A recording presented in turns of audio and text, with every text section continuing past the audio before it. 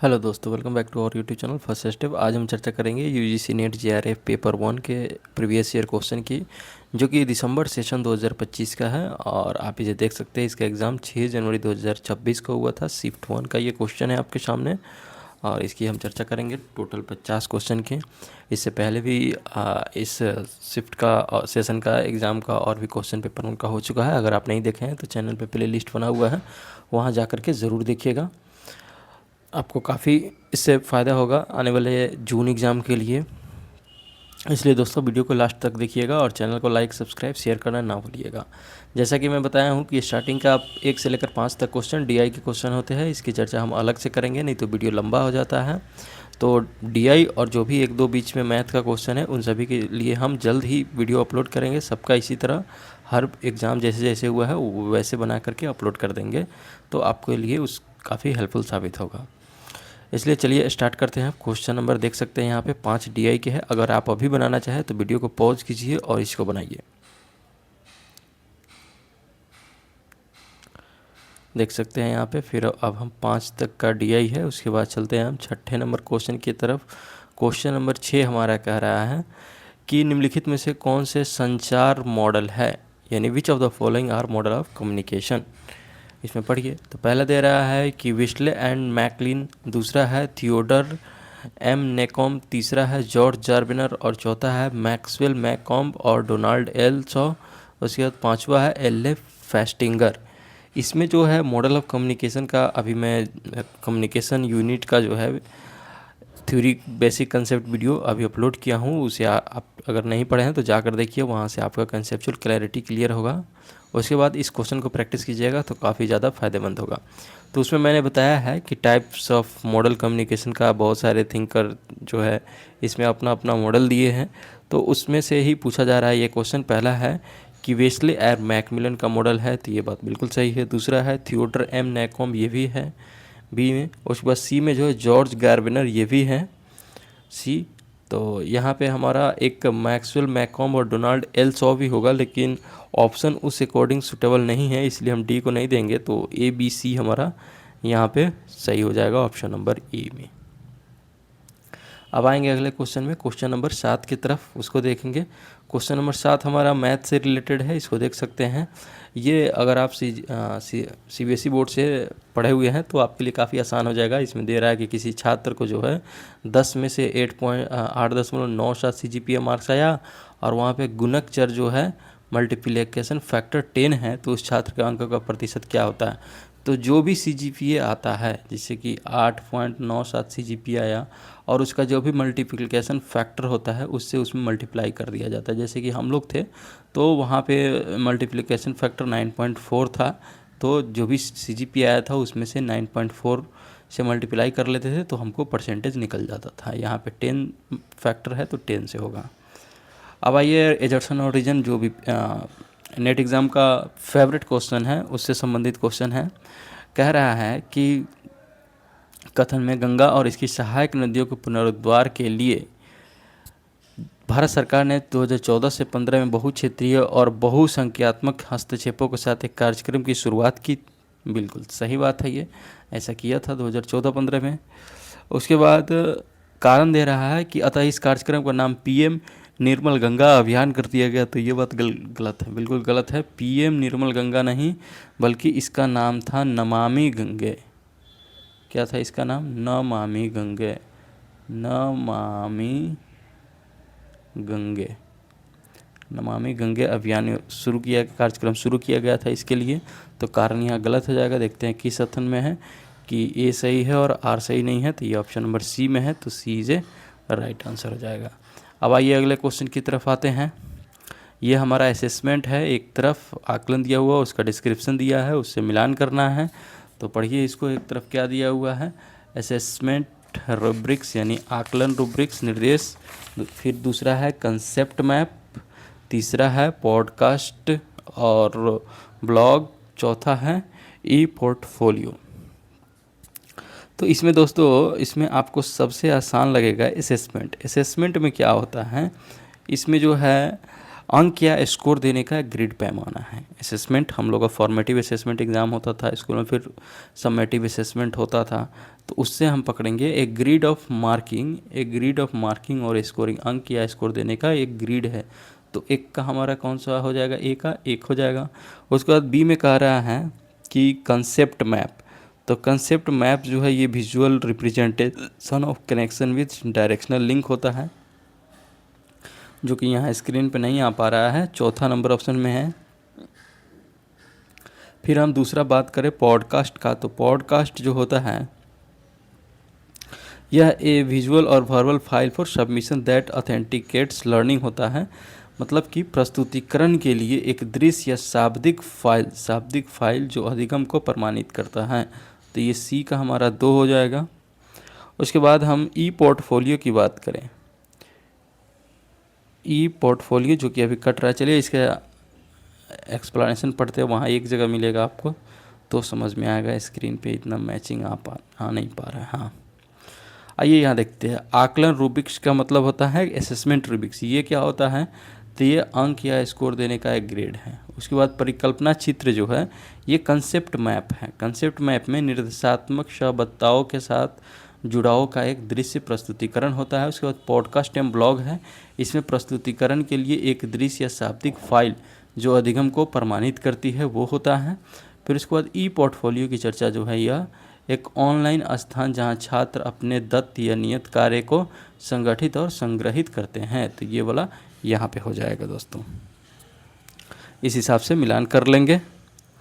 अब हम चलेंगे क्वेश्चन नंबर 10 की तरफ। क्वेश्चन नंबर 10 कह रहा है कि सांख्यिकीय प्रकल्पना परीक्षण में शून्य और वैकल्पिक प्रकल्पना कथन में के बारे में किसके बारे में है, तो ये देखेंगे। पहला ऑप्शन है पॉपुलेशन पैरामीटर, दूसरा है सैंपल पैरामीटर, तीसरा है सैंपल स्टैटिक, चौथा है it depends sometimes population parameter and sometimes sample statics.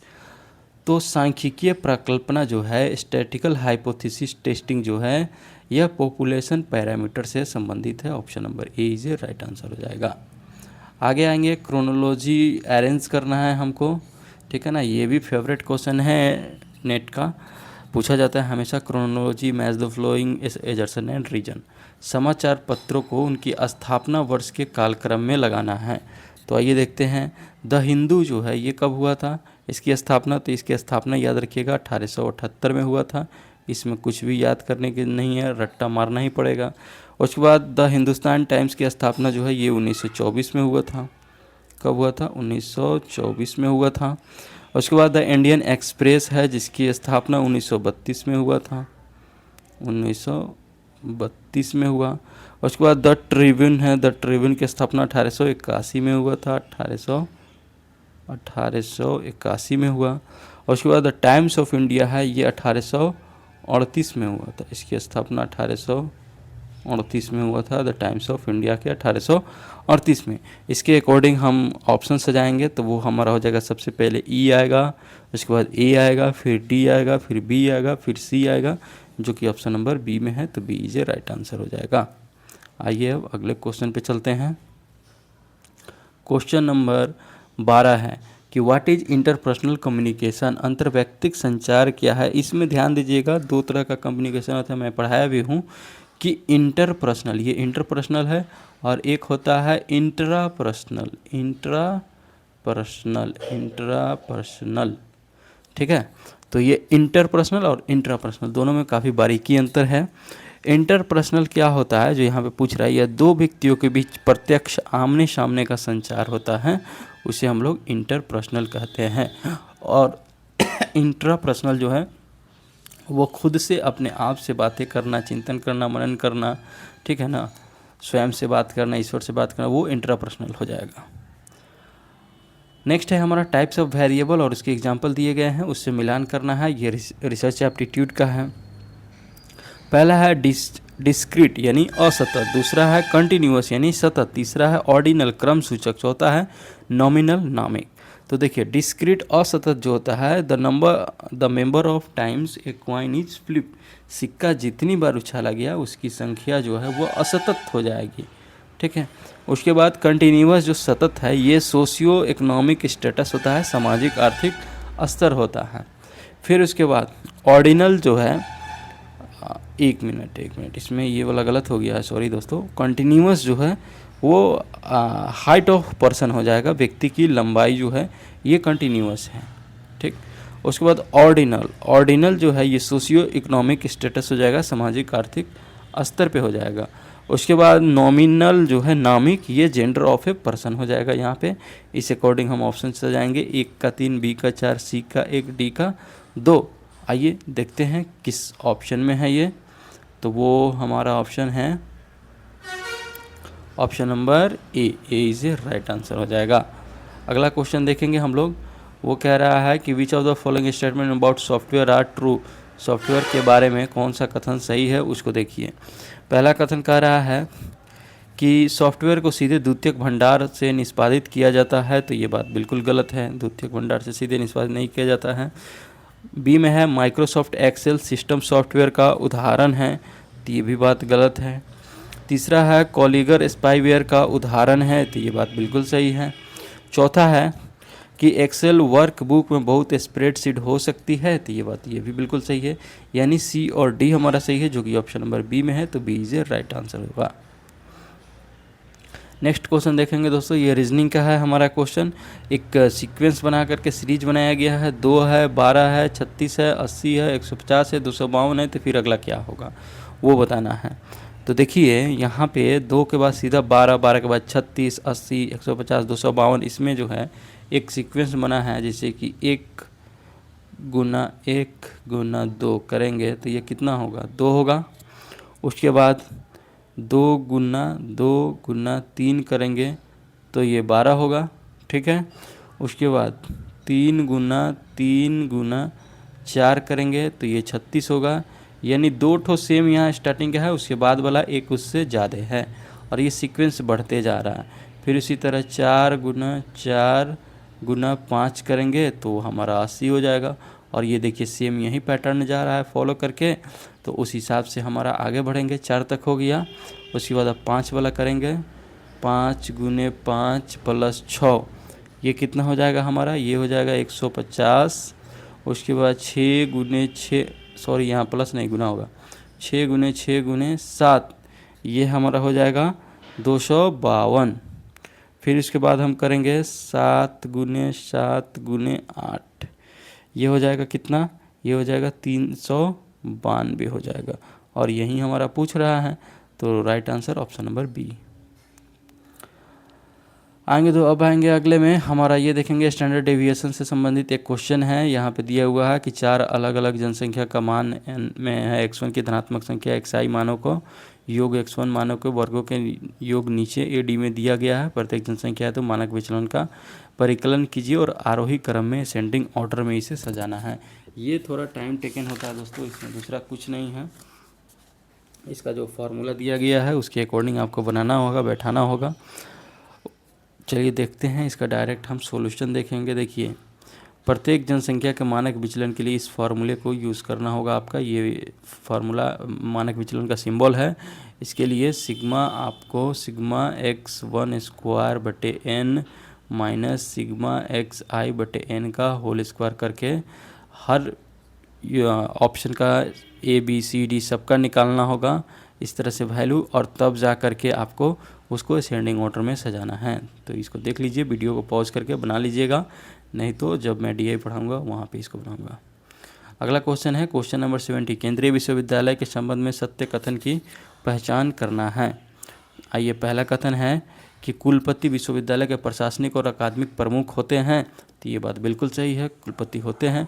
दूसरा है विजिटर विश्वविद्यालय में अभ्यागत अतिथि आचार्य होते हैं, तो ऐसा नहीं है, अतिथि आचार्य नहीं होते हैं। तीसरा है प्रो VC जो है यानी उप कुलपति जो है वह कुलाधिपति और कुलपति के बीच का संपर्क सूत्र होता है, तो ये भी गलत बात है, प्रो VC ऐसा नहीं होता है। चौथा है कि संकाय अध्यक्ष विभिन्न संकायों या विभिन्न विभागों वाले विद्यालयों का प्रशासनिक और अकादमिक प्रमुख होता है, तो ये बात बिल्कुल सही है। पांचवा ऑप्शन हमारा जो है वो दे रहा है कि चांसलर जो है कुलाधिपति, प्रत्येक केंद्रीय विश्वविद्यालय का कुलाधिपति भारत का राष्ट्रपति होता है, यानी जो भी सेंट्रल यूनिवर्सिटी है इंडिया में उसके चांसलर राष्ट्रपति होते हैं, तो ऐसा नहीं है। अब क्यों नहीं है, लेकिन मैक्सिमम देखिएगा ना सेंट्रल यूनिवर्सिटी के चांसलर राष्ट्रपति ही होते हैं। लेकिन भारत में एक सेंट्रल यूनिवर्सिटी है जिसका नाम है विश्व भारती यूनिवर्सिटी। इसके चांसलर जो है भारत के प्रधानमंत्री होते हैं, प्राइम मिनिस्टर होते हैं, इसलिए ये बात यहाँ पे गलत हो जाएगा। ठीक है, तो ई गलत हो गया, डी सही है हमारा। कौन से ऑप्शन में जाएंगे, तो ये ऑप्शन ए और डी हमारा सही होगा, बी नंबर। आइए अगला क्वेश्चन की तरफ देखेंगे। फिर इसमें है कंसेप्ट और उसके बाद पर्पस सजेस्टेड दिया गया है। तो ये 2 पार्ट में दिया हुआ है, इसलिए हम चलेंगे इसके डायरेक्ट इसके सॉल्यूशन पे चर्चा करेंगे। इसको देख सकते हैं आप यहाँ पे। देखिए क्या संकल्पना है कि वक्ता, भाषण और श्रोता की संकल्पना जो है ये किसने दिया था, तो ये अरस्तू ने दिया था। उसके बाद प्रश्नों के रूप में संचार प्रक्रिया का मॉडल की चर्चा हैरोल्ड डी लॉसवेल ने किया था। फिर तीसरा है संचार का गणितीय मॉडल, ये किसने दिया, ये सैनन और वीवर ने दिया। चौथा है संचार का वृत्तीय मॉडल, इसे ऑसगुड और श्रैम ने दिया था। ये याद रख लीजिएगा दोस्तों, कम्युनिकेशन चैप्टर का है ये। नेक्स्ट है क्वेश्चन नंबर 19। इसमें कह रहा है कि निम्नलिखित में से कौन से कथन तार्किक रूप से समतुल्य है। कहने का मतलब है लॉजिकली इक्विवेलेंट है। तो पढ़िए इसको। All integer are real number, दूसरा है all non integer are non real number, तीसरा है all real number are integer, चौथा है no integer are non real number. तो इसमें ध्यान दीजिए कि all integer are real number जो कह रहा है ना, तो देखिए इसका वेन डायग्राम बना, ये इंटीजर हो गया और ये सभी क्या है, ये सभी रियल नंबर हैं। ठीक है, फिर उसके बाद ऑल नॉन इंटीजर और नॉन रियल नंबर, तो ऐसा तो नहीं कह रहा है ना, ये तो ऑल इंटीजर की बात कर रहा है। लेकिन ये कोई ज़रूरी नहीं है कि जो नॉन इंटीजर है वो नॉन रियल हो जाएगा। तीसरा कह रहा है कि all real number are integer, all real number are integer, तो ये इसका जस्ट रिवर्स कर दिया है। चौथा कह रहा है कि no integer are non real number, कोई भी जो इंटीजर नहीं है वो रियल नंबर नहीं है। तो ये इसी के बात को उलट के बोल रहा है, जो बात हमें ए में बोला गया है। तो ए और डी यहाँ पे इक्विवेलेंट हो जाएगा, क्योंकि कोई भी इंटीजर जो है रियल नंबर नहीं है, मतलब जो रियल नंबर नहीं है वो इंटीजर नहीं है, वो बात इससे सत्यापित हो जाता है। यही बात जो है उलट करके कहा गया। इस हिसाब से हमारा ऑप्शन नंबर ए और डी सही होगा, जो कि डी में है। आइए अगले क्वेश्चन की तरफ। अगला क्वेश्चन है हमारा वो एक तरफ न्यूक्लियर रिएक्टर एक्सीडेंट दिया गया है, उससे संबंधित देश और उसका वर्ष जो है वो मिलान करना है। काफ़ी फेमस है ये, इतिहास में ये घटनाएं। देखिए विंड एस्केप नहीं याद होगा, लेकिन चेरनोबिल आपको ज़रूर याद होगा। चेरनोबिल की घटनाएं, परमाणु घटनाएं जो है यूक्रेन में घटी थी 1986 में। तो चलिए इसको मिलाइए। उसके बाद जो है एक और आपको याद होगा, याद नहीं मतलब पढ़े होइएगा, हाँ याद भी है, फुकुशियामा याची नाम से ही संबंधित है। ये कहाँ से हो सकता है, तो ये जापान में हुआ था, 2011 में हुआ था। ठीक है, उसके बाद है 3 माइल आइलैंड। 3 माइल आइलैंड जो है ये यूएसए में हुआ था 1979 में। उसके बाद विंड एस्केप बच गया, तो ये यूके में चला जाएगा। इस हिसाब से हमारा ऑप्शन तैयार होगा, ए का 2, बी का 4, सी का 1, डी का 3। आइए देखते हैं किस ऑप्शन में है, तो ये ऑप्शन नंबर बी में है, तो बी इज राइट आंसर हो जाएगा। फिर अगला क्वेश्चन पे चलेंगे हम लोग। अगला क्वेश्चन है 21। ये कह रहा है क्रोनोलॉजी में सजाना है। देख लीजिए इसमें भी स्थापना वर्ष। अभी जो है नेट का एग्ज़ाम एनटीए जो है फैक्चुअल क्वेश्चन ज़्यादा पूछ रहा है दोस्तों, हालांकि ये नहीं ऐसा करना चाहिए। तो फैक्ट को रटना पड़ेगा, इसमें दूसरा कोई उपाय नहीं है। जैसे कि सेकेंडरी एजुकेशन कमीशन का अवस्थापना याद होना चाहिए आपको। माध्यमिक शिक्षा आयोग का कब हुआ था, तो ये 1952 में हुआ था। इसको याद रखिएगा, 1952 में हुआ था। इसी को हम लोग क्या बोलते हैं, मुदालियार आयोग, यानी इसके अध्यक्ष जो थे वो मुदालियार थे। उसके बाद Chattopadhyay commission of teachers, Chattopadhyay शिक्षक आयोग कब हुआ था, तो ये 1983 में 83 में। उसके बाद विश्वविद्यालय शिक्षा आयोग जो है ये कब बना था, तो ये 1948 में बना था।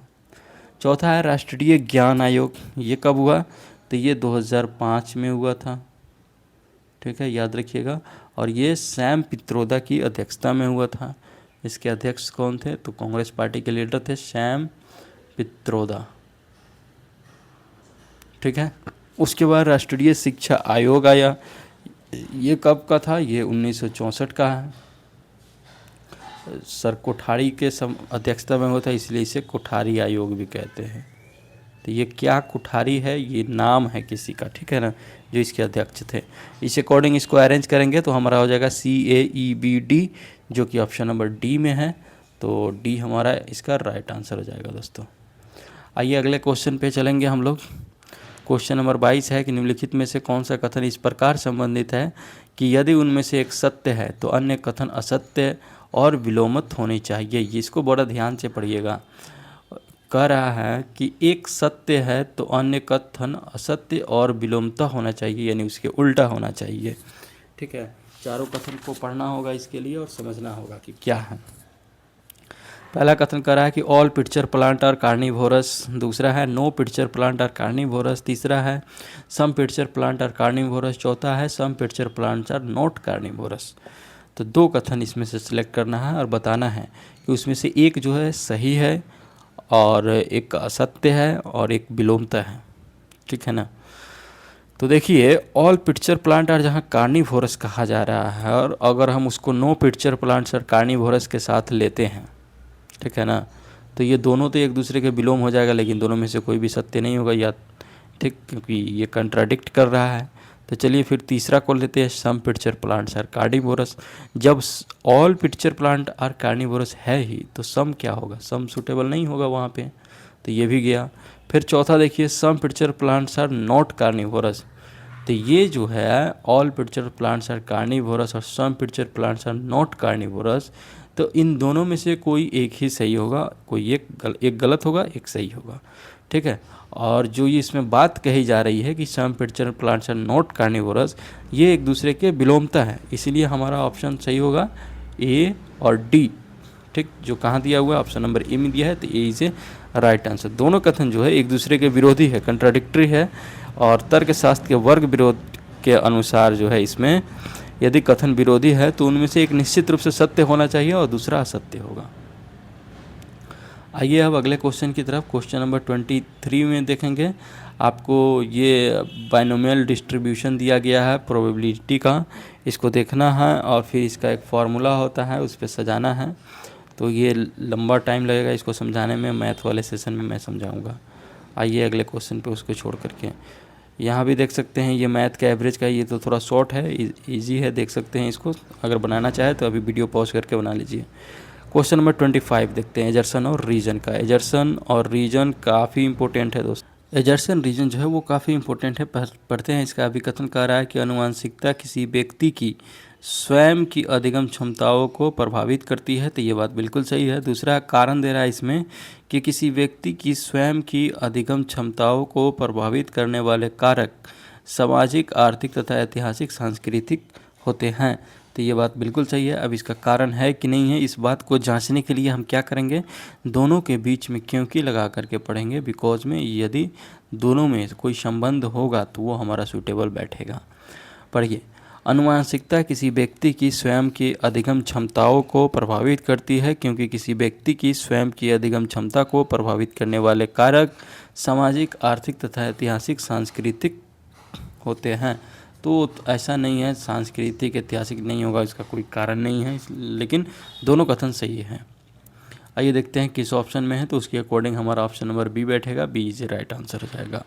अब आते हैं आगे, अगला क्वेश्चन है हमारा कि निम्नलिखित घटते गुणार्थ के क्रम में व्यवस्थित करना है डिक्रीजिंग कॉनोटेशन के फॉर्म में, मोल, प्रोटॉन, एटम, क्वार्क। तो इसका जो गुणार्थ है उसके घटते क्रम में यानी डिक्रीजिंग ऑर्डर में लगाना है। तो सबसे बड़ा जो होता है वो हमारा क्या होता है? मॉलिक्यूल होता है। मॉलिक्यूल होता है, एक मिनट इसको ऐसे कर देते हैं, मॉलिक्यूल होता है, मॉलिक्यूल होता है। फिर उससे छोटा जो है हमारा क्या हो जाएगा? एटम हो जाएगा। ठीक, फिर उससे छोटा जो है हमारा प्रोटॉन हो जाएगा, प्रोटॉन।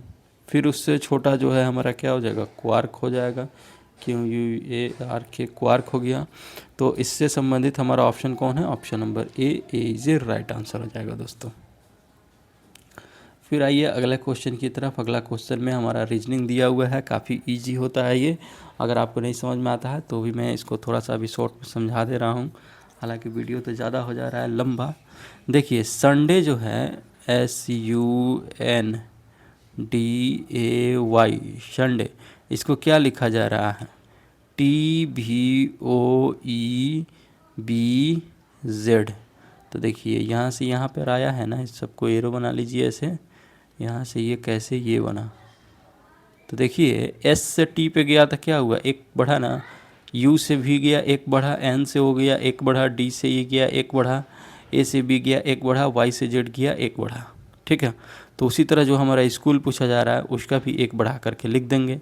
क्या हो जाएगा? S का T हो जाएगा, उसके बाद C का क्या हो जाएगा? D हो जाएगा, H का क्या हो जाएगा? I हो जाएगा, O का क्या हो जाएगा?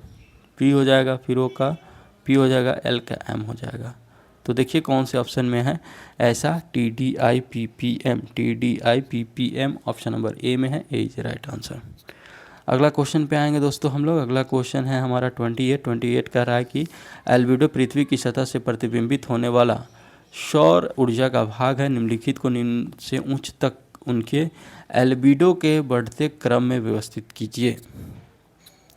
तो देखिए एल्बिडो का जो बढ़ता क्रम यानी असेंडिंग ऑर्डर, आरोही क्रम जो है वो क्या होता है कि सबसे कम होता है जल का, ठीक है ना, वाटर का। फिर इससे ज़्यादा क्या होता है? काली मिट्टी का होता है, काली मिट्टी का होता है, ठीक है। फिर उससे ज़्यादा क्या होता है? शुष्क मैदान का होता है, शुष्क मैदान का होता है, ठीक है। फिर उससे ज़्यादा क्या होता है? हल्का बादल होगा, हल्का बादल जिसके थिन क्लाइड बोलते हैं, हल्का बादल होगा, ठीक। उसके बाद क्या हो जाएगा? हिमच्छादन होगा, हिमच्छादन हो जाएगा। तो आइए देखते हैं ऑप्शन में वो कैसे हैं। तो वाटर हमारा सबसे 1 नंबर पे आएगा। उसके बाद क्या हो जाएगा? काली मिट्टी 2 नंबर पे, ठीक है। और उसके बाद जो है ड्राई शुष्क मैदान जो है वो 3 नंबर पे आ जाएगा।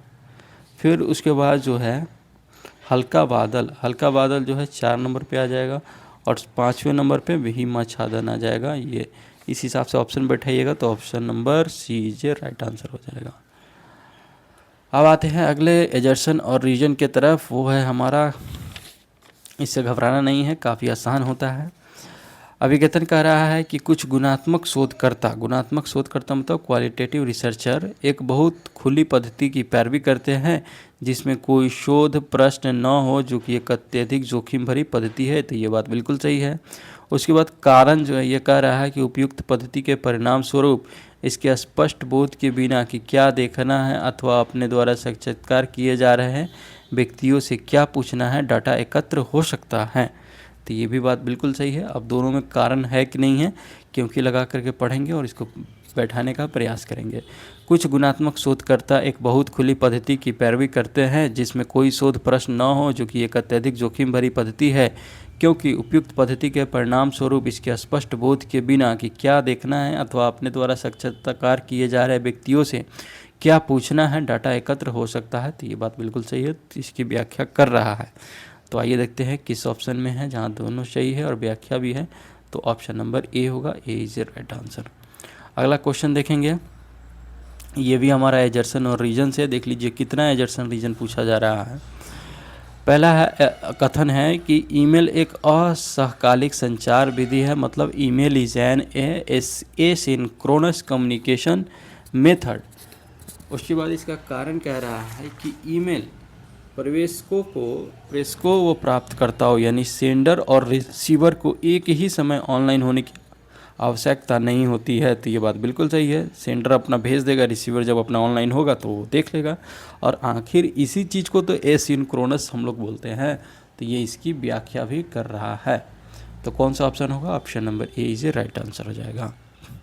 अब आइए दोस्तों अगले क्वेश्चन की तरफ आते हैं। अगला क्वेश्चन है हमारा कि ये आईसीटी से संबंधित है। आईसीटी का कुछ फाइल एक्सटेंशन दिया गया है और उसका क्या फाइल प्रकार होता है वो पूछ रहा है। बहुत पूछा जाता है ये। देखिए इसमें सबसे फेवरेट आप जानते होगा .jpg। तो jpg क्या होता है? इमेज फाइल फॉर्मेट होता है। अब अभी आप लोग मोबाइल चलाते हैं ना, तो उसमें तो जेपीजी फॉर्मेट में इमेज सेव होता है, या कहीं कहीं फॉर्म भरते हुए ऑनलाइन तो वहाँ पे लिख देता है कि अपना फ़ोटो जो अपलोड करना है जेपीजी फॉर्मेट में करना है, तो वही है ये। फिर उसके बाद एक और जानते होगा HTML क्या है, तो ये वेब पेज फाइल है जो कि यहाँ पे जाएगा। फिर उसके बाद हमारा जीप जो है ये कंप्रेस्ड करने के लिए फ़ाइल होता है, कंप्रेस्ड। और .accdv ये माइक्रोसॉफ्ट एक्सेस है। इस अकॉर्डिंग हमारा ऑप्शन तैयार होगा, A का 4, B का 1, C का 2, D का 3। आइए देखते हैं किस ऑप्शन में है। ये ऑप्शन नंबर 4 में है, तो डी इज राइट आंसर। अगला क्वेश्चन है कि M आधार प्रणाली है, इसको सजाना है। देखिए ये भी ICT का है। बेस पॉइंट इसको निकालने के लिए कल मैं एक वीडियो में बताया हूँ, वहाँ से आप समझ लेना है। अगर नहीं समझ में आया, चलिए थोड़ा सा हल्का सा यहाँ बता देता हूँ, बाकी उसको बना करके आप सॉल्व कीजिएगा। जैसे वहाँ पे C का बताए थे हम 12 वैल्यू होता है, वहाँ पे देखिए यहाँ D 5 दिया हुआ है, इसका भी हम वैल्यू बताएंगे कि D क्या होता है। तो ये तो आपको बेस डेसिमल पॉइंट में बदलने के लिए इसको बताए थे कि क्या करेंगे, यहाँ पॉइंट के बाद जो है उसको 0 से सजाएंगे। जैसे देखिए इसको लिखना पड़ेगा 3,000, उसके बाद 2 है और 0.2 है। इसका बेस कितना है, 4 है। तो इस पॉइंट के लेफ़्ट साइड में जो होगा ना, उसके पावर को 0 करेंगे। 0, 1, 2, 3, 4, और पॉइंट के इधर में जो होगा उसको 1, 2, 3 बढ़ेंगे। अब क्या करेंगे, इस 3 को गुना करेंगे, किससे, 3 को गुना करेंगे, बेस 4 है, इसका पावर कर देंगे ये वाला पावर 4, प्लस 0 को गुना करेंगे 4 से, 4 के पावर 3 से, प्लस 0 को गुना करेंगे 4 के पावर 2 से, प्लस 0 को गुना करेंगे 4 के पावर 1 से, प्लस फिर उसके बाद अब क्या हुआ, 2 को गुना करेंगे 4 के पावर 0 से, प्लस अब ये 2 बचा, तो ये 2 को गुना करेंगे किसके, तो 4 के पावर -1 से। -1 क्यों, क्योंकि ये पॉइंट पे जाता है और इधर वाला पावर माइनस में आता है। तो देखिए ये वाला सब तो 0 हो जाएगा वैल्यू, इसका पावर 0 है 4 का, तो ये 1 होगा, और ये 2 आ जाएगा इसका वैल्यू। और ये कितना हुआ, 4 चौको 16, 16 चौको 64, 64 चौको 256 आ जाएगा, और 256 में 3 से गुना कीजिएगा तो कितना हो जाएगा, ये 768, प्लस और ये वाला वैल्यू 2 होगा, 2 प्लस अब इसका वैल्यू 1/4 का वैल्यू कितना हो जाएगा, 0.25, और 0 मतलब 4 के पावर -1 है, उसको 1/4 लिख सकते हैं आप, और 1/4 को 2 से गुना कीजिएगा तो वो कितना आ जाएगा, 0.5 आ जाएगा, तो 0.5 हो गया। इसको जोड़िए, 68 2 कितना हो गया, 70, और 0.5 तो 770.5 इसका वैल्यू आ गया। अब ये वैल्यू एक ठो मात्र आपका ए का निकला, फिर बी का निकालिए, सी का निकालिए इसी तरह, और डी का भी निकालिए, और तब उसको आप जा करके, और वही पूछ रहा है डिसेंडिंग ऑर्डर में, तो सजाइए। अब यहाँ ऑप्शन डी में आइएगा, तो यहाँ डी 0.5 दिया हुआ है, डी 5.6, और इसका बेस कितना दिया हुआ है, 16। तो आप कहिएगा कि सर आप तो नंबर को बता दिए हैं, लेकिन यहाँ डी जो दे दिया, डी का वैल्यू क्या रखेंगे। तो देखिए जब डी बेस पॉइंट 16 हो और डी दिया हो, तो इसका वैल्यू 13 होता है, याद रखिए। अब यहाँ 13 बता दिए, 13 रखिए और बना लीजिएगा, कोई दिक्कत नहीं, बन जाएगा, बिल्कुल बनेगा। और जहाँ सी रहता है तो सी का मतलब 12 होता है, ये याद कराएंगे हम, इसका एक अलग से वीडियो लाना होगा, पूरा बेसिक समझाना होगा उसमें। अब आइए अगले क्वेश्चन की तरफ। अगला क्वेश्चन हमारा कह रहा है 33 नंबर, कि चीनी विद्वान आई किंग और जुआन जेंग ने 7वीं ईस्वी में डैश की यात्रा की। जुआन जेंग योग शास्त्र का छात्र बना, कौन से विश्वविद्यालय की यात्रा किया, तो वो था नालंदा विश्वविद्यालय। Option number A is right answer हो जाएगा। और यहाँ जान लीजिए ये जुआन जेंग जो है, इन्हीं को किस नाम से जाना जाता है, हैंस नाग के नाम से जाना जाता है, जो कि हर्षवर्धन के शासनकाल में आया था। ठीक है, 7वीं शताब्दी ईसा पूर्व में ये लोग नालंदा विश्वविद्यालय में योग शास्त्र का अध्ययन किया। क्वेश्चन नंबर 34 है, वो हमारा कह रहा है कि निम्नलिखित में कौन सा जो है बाह्य स्थान यानी एक्स सिटू संरक्षण का उदाहरण नहीं है। ये भी बहुत इंपॉर्टेंट है, नहीं है पढ़ना भूल जाते हैं हम लोग एग्जाम हॉल में, तो उसको नहीं भूलिएगा दोस्तों। नहीं है वो पूछ रहा है, एक्स सिटू मतलब क्या होता है, जो बाह्य अति में ले जा करके किया जाता है। जैसे कोई भी संकटग्रस्त प्रजाति है, उनके प्राकृतिक आवास से बाहर मानव निर्मित या अपना नियंत्रित वातावरण में ले जा करके जो संरक्षित करते हैं, उसको हम लोग एक्स सिटू कहते हैं। ठीक है ना, क्योंकि वो अपना नेचुरल घर में नहीं रह रहा है वो, तो उसका उदाहरण नहीं है, मतलब कौन सा इसमें इन सिटू है, यही हुआ। तो देखिए पहला ऑप्शन जो कह रहा है वो क्या है, नेशनल पार्क है। नेशनल पार्क राष्ट्रीय उद्यान वो NC2 होता है, तो ये हमारा ये गलत हो जाएगा। मतलब हाँ XC2 है, ये XC2 नहीं है, यानी INC2 है।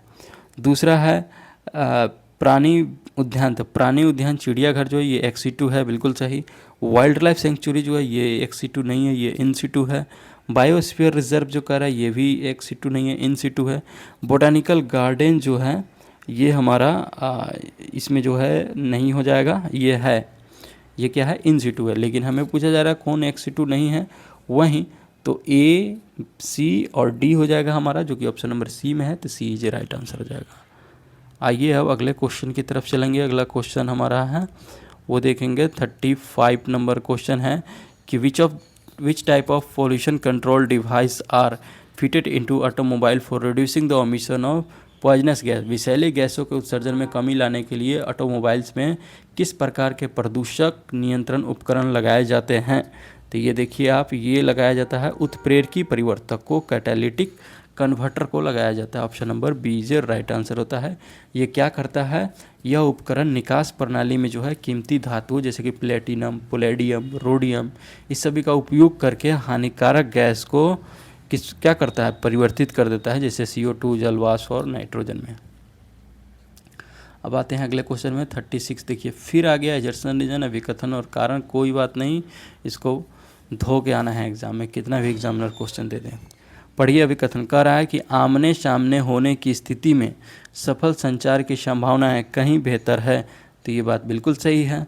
उसके बाद कारण दे रहा है क्योंकि प्रतिभागियों द्वारा संचार की गति का नियमन नहीं किया जाता है, तो ये बात बिल्कुल गलत है, नियमन किया जाता है।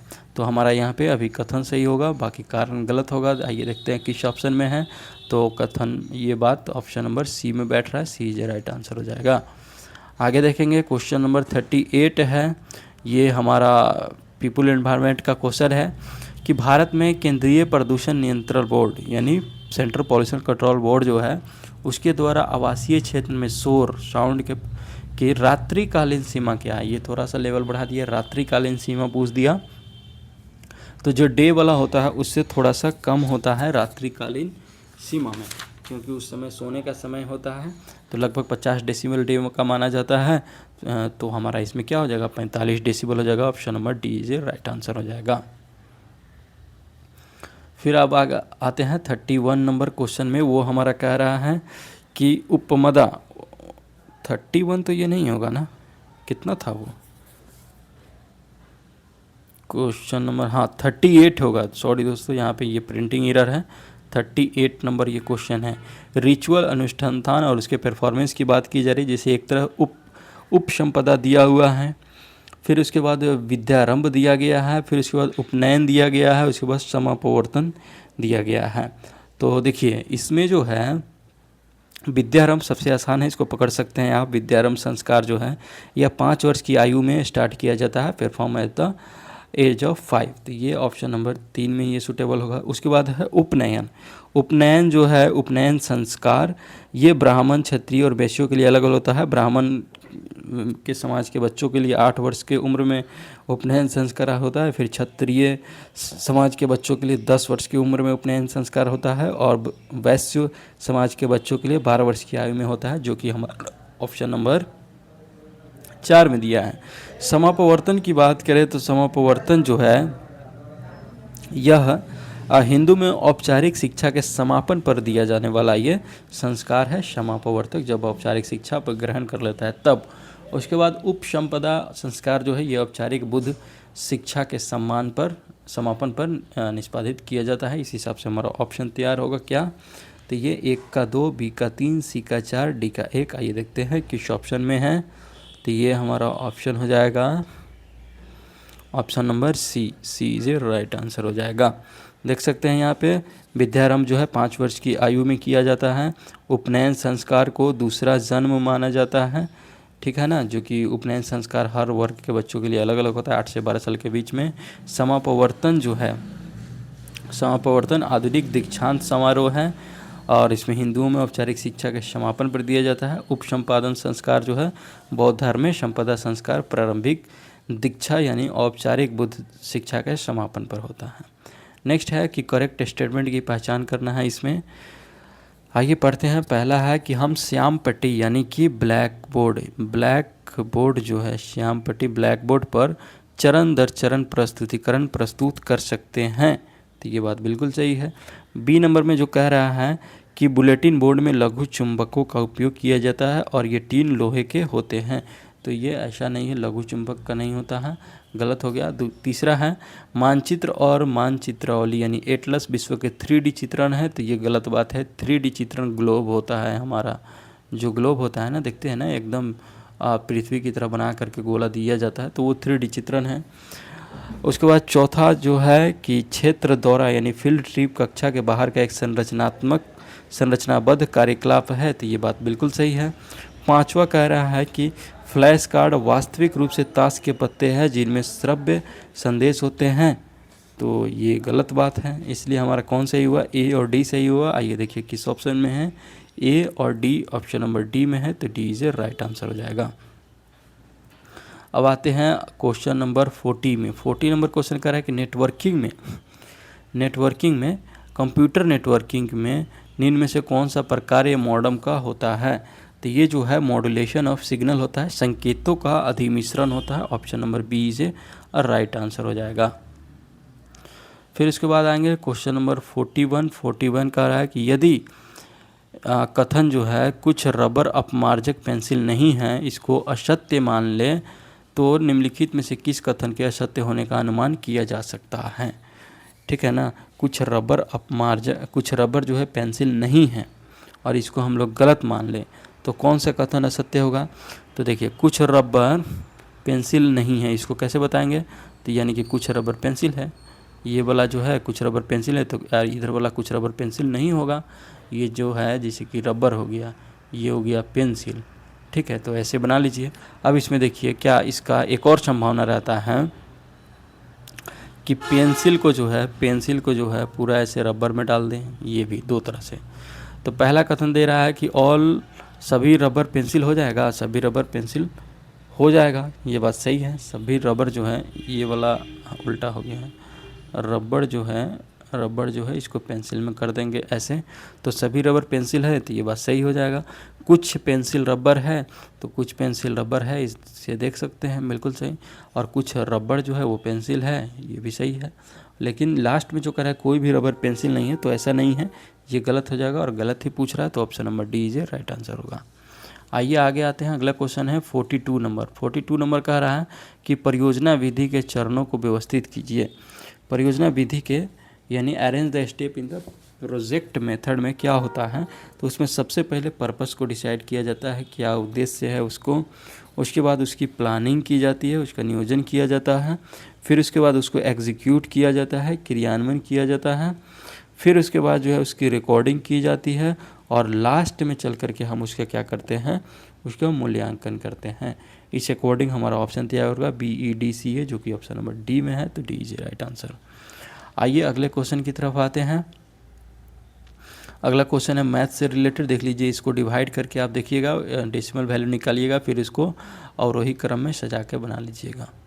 44 नंबर क्वेश्चन एजर्सन और रीजन्स है, आइए इसको पढ़ते हैं। ये कह रहा है कि शास्त्रीय भारतीय तर्कशास्त्र शाखा के अनुसार यदि युक्ति की ध्वनि गुण है क्योंकि यह दृश्यमान है, दोषपूर्ण है, और कारण दे रहा है कि उपयुक्त युक्ति में अपनी पूर्णतः प्रकृति के कारण मध्य पद गौण पद में उपस्थित नहीं हो सकता है।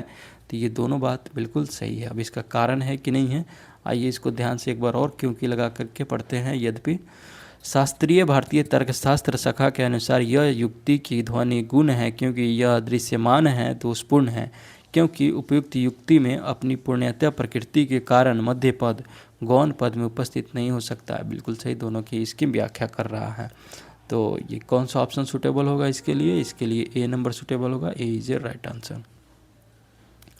नेक्स्ट क्वेश्चन है हमारा 45 नंबर, देख सकते हैं दोस्तों। 45 नंबर ये डिस्काउंट एंड प्रॉफिट पे है। ये डीलर का क्या है, सेलिंग और मार्क प्राइस, उसको देख करके इसको बना लीजिएगा, नहीं तो मैं इसको बनवाऊंगा डी वाले सेशन में। फिर इसके बाद अब आ जाता है रीडिंग पैसेज कम्प्रीहेंशन का, तो देख सकते हैं यहाँ पे दोस्तों हिंदी इंग्लिश दोनों में दिया हुआ है, पढ़ सकते हैं और इसको बना लीजिएगा, 50 तक बन जाएगा, काफ़ी इजी होता है। तो आज हमारा दिसंबर सेशन 2025 का जो एग्ज़ाम 6 जनवरी को हुआ था शिफ्ट 1 में, उसका कंप्लीट हुआ। कैसा लगा दोस्तों आप कमेंट करके ज़रूर बताइए और चैनल को लाइक सब्सक्राइब शेयर करना ना भूलिए। ठीक है, थैंक यू।